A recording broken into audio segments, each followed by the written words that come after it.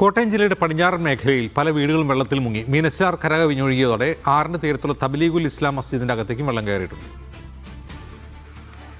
കോട്ടയത്തിന്റെ പല ഭാഗത്തും മഴ ശക്തമായി തന്നെ തുടരുകയാണ്. ഇടപെട്ട് പെയ്യുന്ന മഴയാണെങ്കിൽ പോലും വെള്ളക്കെട്ട് രൂക്ഷമായി തന്നെ തുടരുന്നു എന്നതാണ്. ഇപ്പോൾ നിൽക്കുന്നത് കുമ്മനത്തുള്ള തബ്ലീഗുൽ ഇസ്ലാം മസ്ജിദിന്റെ മുന്നിലാണ് നിൽക്കുന്നത്. ഈ മസ്ജിദിന്റെ അകത്താകമാനം വെള്ളം കയറി ഇങ്ങനെ നിൽക്കുന്ന ഒരു കാഴ്ചയാണുള്ളത്. ഈ ദൃശ്യങ്ങളിലേക്ക് ഒന്ന് നമുക്ക് പോകാം, ഈ മസ്ജിദിന്റെ അകത്തേക്ക് ഒന്ന് പോകാം. അപ്പം മനസ്സിലാവും എന്തുമാത്രം വെള്ളം കയറി കിടക്കുന്നുള്ളത്. ഇതിന്റെ സമീപത്തായിട്ട് തന്നെയാണ് മീനച്ചിലാർ ഒഴുകുന്നത്. മീനച്ചിലാർ കര കവിഞ്ഞ് കുത്തി ഒഴുകുന്ന കാഴ്ചയും കാണാം. നമുക്ക് ദൃശ്യങ്ങളിൽ കാണാം എന്തുമാത്രം വെള്ളം ഈ പ്രദേശത്താകമാനം കയറിയിട്ടുണ്ട്. ഈ പ്രദേശത്തെ വീടുകളാകെ ഈ മഴയിൽ ഇങ്ങനെ വെള്ളം കയറി മുങ്ങിയ ഒരവസ്ഥയാണ്. പ്രദേശത്തുള്ള ആളുകളെല്ലാം തന്നെ ക്യാമ്പിലേക്ക് മാറ്റുന്നുണ്ട്.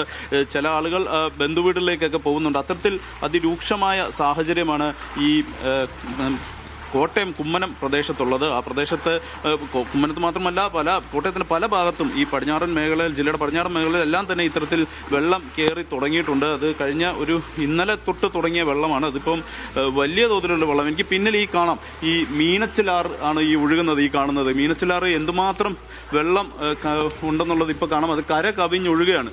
അതാണ് ഈ കാണുന്നത്. വളരെ ഭയാനകമായ ദൃശ്യം എന്ന് തന്നെ പറയാം. കാരണം കുത്തി ഒലിച്ച് വരുന്ന ഒരു ആറ് അതിങ്ങനെ കടന്നു പോയിക്കൊണ്ടിരിക്കുകയാണ്. ഇത് 2018 ഈ സമാന സാഹചര്യമായിരുന്നു. അതിൽ കൂടുതൽ വെള്ളമുണ്ടോ ഇപ്പോൾ? 2018 ഓർമ്മ വരുന്ന രീതിയിലുള്ള വെള്ളമാണ് ഇപ്പോൾ നിലവിൽ വന്നിരിക്കുന്നത്. അതായത് ഇതിൻ്റെ ഉൾപ്രദേശങ്ങൾ മുഴുവനും ഓൾറെഡി വെള്ളത്തിലായിരിക്കുകയാണ്. വീടുകളെല്ലാം വെള്ളവും എല്ലാം നിറഞ്ഞു. ആൾക്കാർ പല സ്ഥലങ്ങളിലേക്ക് ക്യാമ്പിലേക്കൊക്കെ മാറ്റി താമസിച്ചു കഴിഞ്ഞു. ഇതിപ്പം ഇതിൻ്റെ തബ്ലീഗുൽ ഇസ്ലാം മദ്രസ ഈ മീനച്ചിലാറിൻ്റെ തീരത്തോടടുത്ത് നിൽക്കുന്ന ഒരു പള്ളിയാണ്.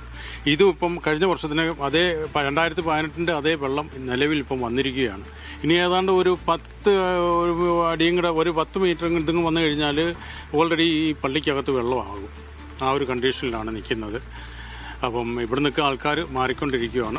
വളരെയധികം ഭീകരമാണ് ഇപ്പോഴത്തെ അവസ്ഥ. ഇത് കണ്ടത് മീനച്ചിലാറാണ് ഈ ഒഴുകുന്നത്. വീണ്ടും എന്തൊക്കെയോ സംഭവം നടന്നിട്ടുള്ളതാണ് ഇപ്പം കിട്ടുന്ന അറിവ്. അങ്ങനെ ആ ഉരുൾപൊട്ടലുകൾ ഉണ്ടായിക്കഴിഞ്ഞാൽ ഇവിടെ കുമ്മനം പ്രദേശം മുഴുവനും വളരെയധികം പ്രശ്നങ്ങളിലേക്ക് എത്തും.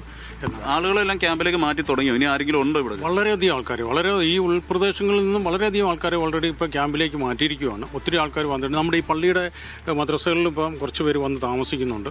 അങ്ങനെ അവർക്ക് മറ്റുള്ള കാര്യങ്ങളൊന്നും നമുക്ക് ചെയ്യാൻ പറ്റുന്നില്ല. ഈ ഭക്ഷണം മറ്റു വെള്ളമൊക്കെ സൗകര്യങ്ങളൊക്കെ ലഭിക്കുന്നുണ്ടോ ഈ പ്രദേശത്തേക്കുള്ള ആളുകൾക്ക്? അതിന് ഇവിടുത്തെ സാമൂഹ്യ പ്രവർത്തകർ കുറേ ആൾക്കാരുണ്ട്. അവർക്ക് ഇങ്ങനെയുള്ള ക്യാമ്പുകളിലേക്ക് വരികയും അന്വേഷിക്കുകയും അവർക്ക് വേണ്ട ഭക്ഷണവും വെള്ളവും കാര്യങ്ങളൊക്കെ കൊടുക്കാമെന്ന് ഏറ്റിട്ടുണ്ട്. ഞങ്ങൾ അതിനു വേണ്ടി വെയിറ്റ് ചെയ്യുകയാണ്.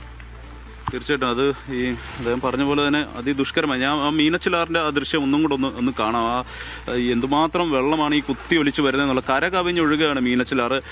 കഴിഞ്ഞ ദിവസം 24 അടി വരെ പോയി. പിന്നീട് ഒന്ന് താഴ്ന്നു. മഴയൊന്ന് കുറഞ്ഞപ്പോൾ ഒന്ന് താഴ്ന്നു. പക്ഷേ വീണ്ടും ജലനിരപ്പ് ഉയരുകയാണ്. ഇപ്പം നിലവിൽ 19 അടി ഉണ്ടെന്നാണ് പറയുന്നത്. അത്തരത്തിൽ ആണ് ജലം ഇങ്ങനെ ഒഴുകി വന്നുകൊണ്ടിരിക്കുന്നത്. ഏതായാലും നിലവിലെ ഈ സാഹചര്യം അതിരൂക്ഷമായി തന്നെ ഈ കോട്ടയം ഭാഗത്ത് പല പ്രദേശങ്ങളിലും ഇത്തരത്തിൽ തന്നെ തുടർന്നുകൊണ്ടിരിക്കുകയാണ്.